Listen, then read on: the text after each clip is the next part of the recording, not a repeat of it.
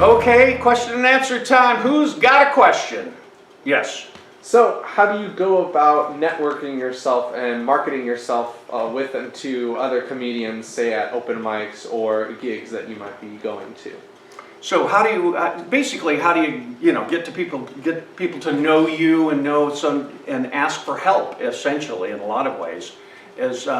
Well, first of all, the first thing you have to do, I think, is be around a lot. You have to go to pick a club or whatever a room is and haunt it every week. If it's a big club, haunt it every night.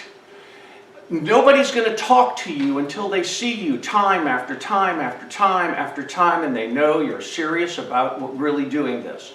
Tons of people come in and they're funny around their friends at work and stuff, and come in all, hey, I'm really funny, and they bomb, and then you never see them again. So nobody wants to talk to those people.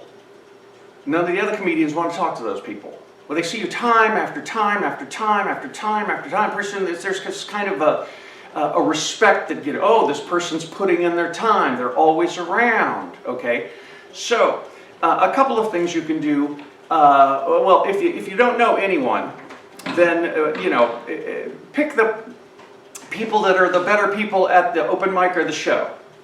Watch their show. Compliment them, as one person here in the class said. Bring them something, and that could be your enthusiasm, a compliment. Oh, can I buy you a drink? Buy you a beer? Whatever it is. Then the person, and now once you kind of get them to talk about themselves. Don't talk about yourself. That's the worst thing you can do. Well, I'm doing this and I'm doing that and I'm doing it. Oh, that's this whole town is people doing that. You are the most interesting person in the world when you get somebody else to talk about themselves. Does that make sense to everybody? Mm-hmm. It's one of the things that we've learned doesn't mean you can't talk about yourself. Just don't, start pouring out everything. Get them to talk about themselves. And then at the right moment go, hey, I'm doing another room over there. Do you know about that room? If they don't, then say, hey, I know the guy that's booking it. And then you can ask, well, who's booking this room? And where are some good rooms around town to play? Which are the best ones? Okay, and then you'll see that person again, and hey, you're just saying hi. They know you're going to show up again and again and again and again. That's a big part of it.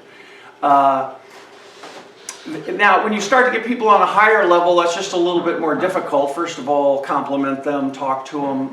If you have some odd bit of information about them, it's really helpful. I talked to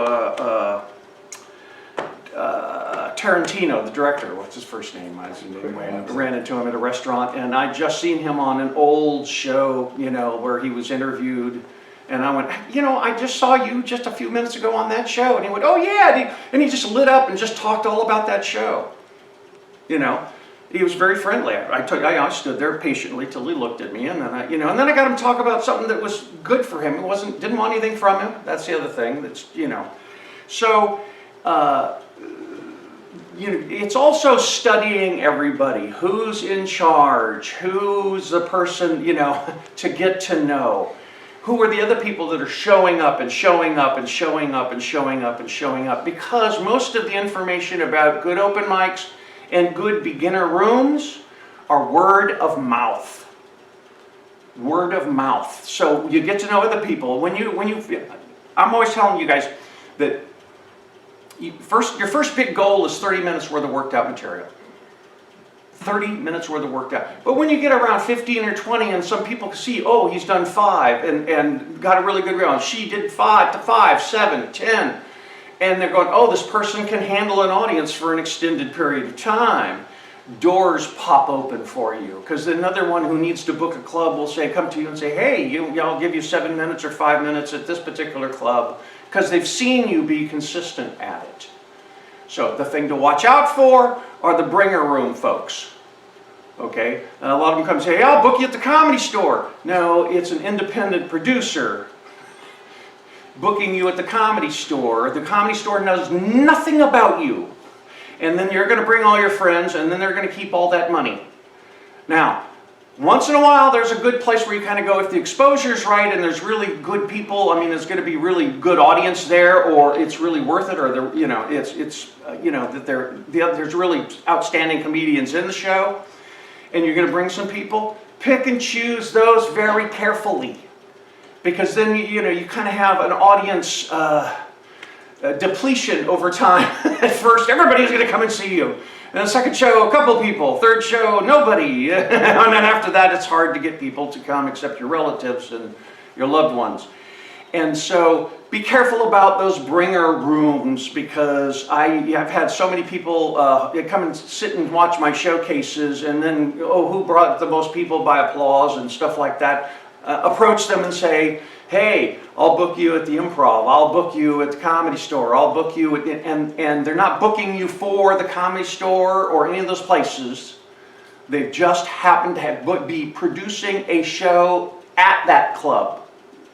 And that's a big difference, because it doesn't matter what club it is. Nobody from that club is going to come to that show to see you or anybody else, just everybody's friends, because it's a bringer room. And they always oftentimes misrepresent it, and that's what you want to look out for, is that misrepresentation. They used to harvest me until I actually got the clubs to get them to stop, because people would come to me and say, oh no, I'm not going to come back to class because hey, I'm booked at the Comedy Store. Hey, I've made it. Well, they got a bringer room.